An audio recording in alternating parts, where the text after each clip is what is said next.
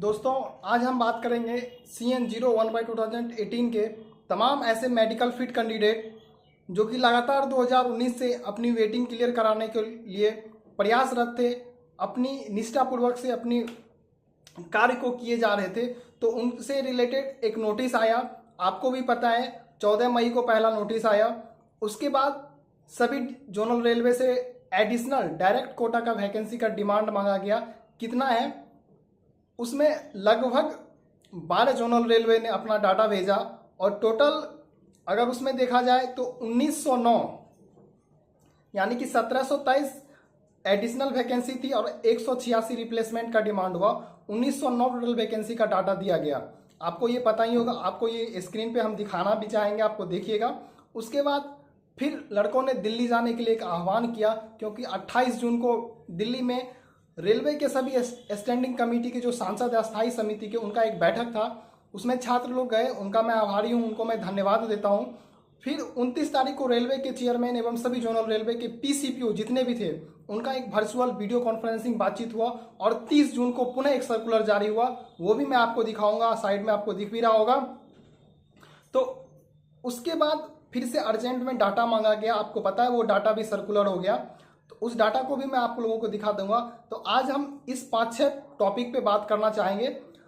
इसमें जो additional direct Kota की वैकेंसी है, डिस्ट्रीब्यूशन है, डायवर्जन है, पैनल, रीमेडिकल, ज्वाइनिंग, सर्टिफिकेट्स, किस बोर्ड में कितना वेटिंग है, इन सभी से रिलेटेड बात करना चाहेंगे। आपको पता होगा, हम आपको दिखाना चाहेंगे। आप देखिएगा बोर्ड वाइज डाटा। जैसे कि आप बंगलोर में देखिए तो टेक्नीशियन में 170 प्लस वेटिंग है। उसके बाद मुंबई में 819 है, रांची में 867 है, कलकत्ता में 1189 है। यानी कि अगर इन कुल डाटा को मिला लिया जाए तो लगभग 8 से 9 हज़ार के आसपास अप्रॉक्स वेटिंग है, कैंडिडेट है। ये आपको दिखेगा, एक साइड में हम दिखाना चाहेंगे। इतने सारे छात्र वेटिंग में हैं। और फिर इससे जो पहले डिमांड हुआ था वो आपको 1909 हुआ था। उसके बाद जो फिर सेकेंड डिमांड हुआ है उसमें टोटल 6032 टेक्नीशियन एडिशनल का डिमांड है और 738 रिप्लेसमेंट का डिमांड है, यानी कि 6770। और टोटल इस डाटा को कैलकुलेट कर दिया जाए तो वो होगा 8679।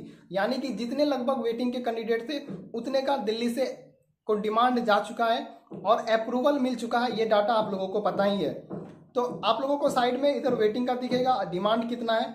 और रही बात अब इसमें डिस्ट्रीब्यूशन कब होगा, तो आपको पता है 30 तारीख को नोटिस जारी हुआ। उसके बाद 1 तारीख तक में डाटा मांगा गया और 14 तारीख को रात में ये डाटा लीक हो गया, सर्कुलर जारी वहां से।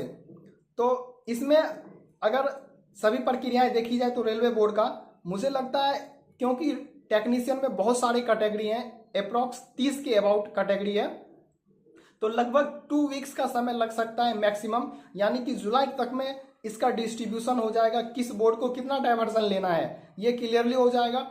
और हाँ, सभी 2100 RRB में जो डीजल मैकेनिक ट्रेड है उसका इशू चल रहा है, उस पर कार्य चल रहा है। क्योंकि ये जो नोटिस आया था वो कहीं ना कहीं सभी छात्रों को वेटिंग क्लियर के लिए ही आया था। तो आपके लिए भी कुछ ना कुछ सोचा जाएगा, या फिर हो सकता है मल्टीटास्किंग रूल फॉलो किया जाए। इस बारे में अभी क्लियरिटी नहीं हुई है, या फिर आपको भी डायवर्जन के माध्यम से लिया जाएगा। तो थोड़ा सा आप लोग संयम बरतेंगे। डायवर्जन के बाद फिर हम लोग चलते हैं रीमेडिकल। रेलवे बोर्ड ने क्लियर कर दिया है, 3 साल से ज्यादा का समय हो गया है। रेलवे बोर्ड के नियम के अनुसार आप सभी छात्रों का रीमेडिकल होगा। इसके बाद हम लोग चलते हैं पैनल, रिप्लेसमेंट या एडिशनल या डायवर्जन पैनल कब तक आ सकता है। तो हमें लगता है जुलाई तक इसका डिस्ट्रीब्यूशन लिस्ट सभी जोनल रेलवे में भेजने के बाद मिनिमम हमको लगता है, जैसा कि एक अनुभव है हमारा, अगस्त 15 के बाद आप लोगों को टेक्नीशियन का एडिशनल या डायवर्जन पैनल देखने को मिल सकता है। और ज्वाइनिंग की अगर हम बात करें तो उससे पहले आपका अंडरटेकिंग रीमेडिकल होगा। यानी कि ज्वाइनिंग का अगर हम एक अप्रॉक्स लें तो सितंबर महीने से हमें उम्मीद है कि इसका ज्वाइनिंग का प्रक्रिया दिख सकता है। और किस बोर्ड में कितना वेटिंग है हमने ये चीज़ आपको दिखा दिया। और सर्टिफिकेट्स का जो रहा, आप सभी छात्र मैट्रिक के, इंटर के, ITI के सारे सर्टिफिकेट्स ओरिजिनल तैयार करवा लें। साथ ही साथ जाति, निवास, आय, OBC ये सारे पेपर आप तैयार कर लें जल्द से जल्द। और ये सारे पेपर आप पहले ब्लॉक से, फिर SDO से, फिर जिला लेवल तक का आप बनवाएं। और रही बात कैरेक्टर का, तो कैरेक्टर आप SP कोटी से बनाएं या फिर जो आपको फॉर्मेट दिया जाएगा उस पर बनाएं। ज्वाइनिंग से रिलेटेड जो भी डॉक्यूमेंट्स लगते हैं उसके लिए मैं एक आपको स्पेशल वीडियो बना दूंगा। और आप उसमें देख लीजिएगा सारा चीज़। रही बात कि कुछ छात्र कह रहे हैं कि हमारे बोर्ड में 0 डाटा चला गया है, तो आपको ये पता होगा पहला नोटिस जो था वो मई 2022 तक का डाटा मांगा गया था, और सेकंड नोटिस जो आया उसमें 31 दिसंबर 2022 तक का डाटा मांगा गया है। और इस वैकेंसी CN01/2018 का जो वैकेंसी है उसमें जो वैकेंसी काउंट किया गया था वो 31 दिसंबर 2020 तक का किया गया था। 2 साल का एक्सटेंशन मिला और फिर नोटिस में हमें 7 मंथ का एक्सटेंशन मिला। तो इससे आप लोगों को किसी भी प्रकार की कोई घबराहट नहीं होनी चाहिए। पहले वाला डाटा में डाटा भेजा, जैसे कि मुंबई बोर्ड का ले लीजिए आप 665 का, और सेकेंड नोटिस में 0। तो पहले वाला जो डिमांड है उसके अलावा जो 7 महीने का एक्सटेंशन दिया उसके वजह से कुछ बोर्डों ने 0 भेजा है, कुछ ने डिमांड भेजा है। तो पहले वाले डाटे पे आप लोगों को कोई टेंशन नहीं है, उसका भी पैनल आएगा और जो रिमेनिंग है उसका भी पैनल आएगा।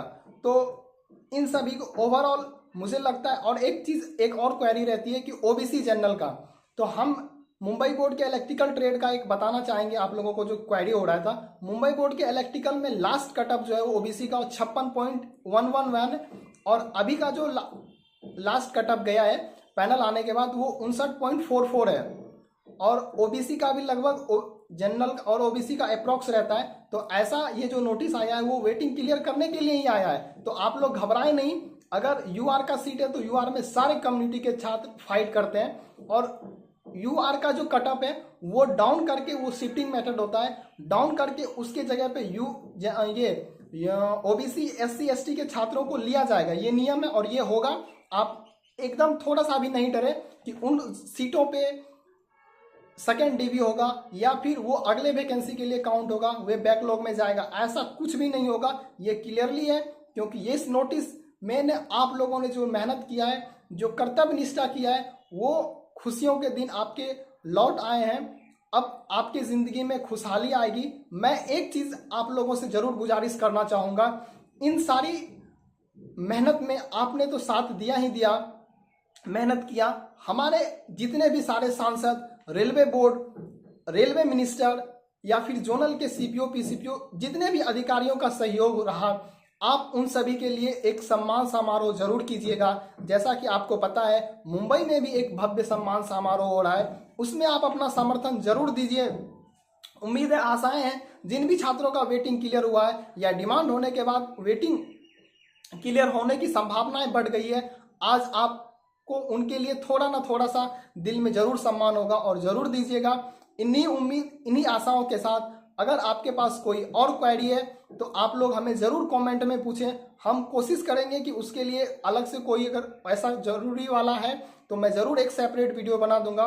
उम्मीद है आप लोगों को आज से ये रिलेटेड से सारा क्वेरी मैं क्लियर कर पाया हूँ, और उम्मीद है कि अब वैकेंसी से रिलेटेड, रेलवे से रिलेटेड या किसी और भी वैकेंसी से रिलेटेड मैं सारा अपडेट आप लोगों को देता रहूँगा, और कोशिश करूँगा कि हमारा एक समाज, जो एक वर्ग है, उसको मैं जागरूक करूं, शिक्षित करूं, और ये हमारा धर्म भी है। माता दुर्गा रानी का जब तक मेरे ऊपर आशीर्वाद बना रहेगा, मैं कोशिश करूंगा अपना बेस्ट देने का, हमेशा आप लोगों के लिए जैसे देते आया हूं। इन्हीं उम्मीदों, इन्हीं आशाओं के साथ माता रानी आपको मेरा प्रणाम, और मैं अपने माता पिता को भी प्रणाम करता हूं जिसने मुझे इस लायक बनाया है, इतनी शिक्षा दी। भले मेरी मम्मी पढ़ी लिखी नहीं है, मेरे पापा शिक्षित हैं, लेकिन अभी के स्थिति के अनुसार उतना नहीं है, लेकिन फिर भी उन्होंने जिस लायक बनाया, जिस लेवल में उन्होंने मुझे शिक्षा दी, उसका मैं आप लोगों को आज थोड़ा सा ही दे पा रहा हूँ, लेकिन उम्मीद है आगे भी देता रहूँगा। जय हिंद, जय भारत।